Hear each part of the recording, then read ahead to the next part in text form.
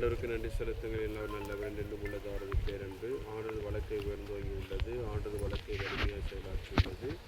நான் இறந்தொழியேன், உயிர் வாழ்வேன், ஆண்டவரின் செயல்களை விருப்பறிப்பேன். பல்லவி. கட்டுவோர் புறக்கணித்த கல்லை கட்டிடத்துக்கு மூளைகள் ஆயிற்று. ஆண்டவர் நிகழ்ந்துள்ளது நம் கண்களுக்கு விதப்பாய்த்து. பல்லவி. மத்தை எழுதிய நற்செய்தியிலிருந்து வாசகம். அக்காலத்தில் இயேசு கூறியதாவது, நான் சொல்லும் இவ்வார்த்தைகளை கேட்டு இவற்றின்படி செயல்படுகிற அவரும் பாறை மீது தம் வீட்டை கட்டி அடிவாளி கோப்பாவார். மழை பெய்தது, ஆறு பெருக்கெடுத்து ஓடியது, பெருங்காற்று வீசியது, அவை வீட்டின் மேல் மோதி அது விடவில்லை, எனினும் பாறையின் மீது அதன் அடித்தளம் எனப்படும். பின்னர் போகிற இந்த இல்லத்திற்கான இந்த அடிக்கல்லை நாட்டுகிறோம், இதனை ஆசீர்வதியும். திருச்சபை நாளும் வளர்ந்து எழில்மிகு மாலை வளர்ந்திருப்பது போல இந்த இடத்தில் கட்டப்படுகிற இல்லம் உயர்ந்து உமது மக்களுக்கு பயன்படுவதாக.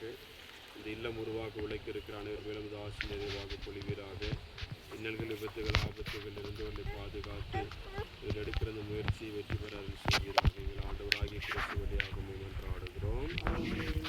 அருள் நிறைந்த மரியே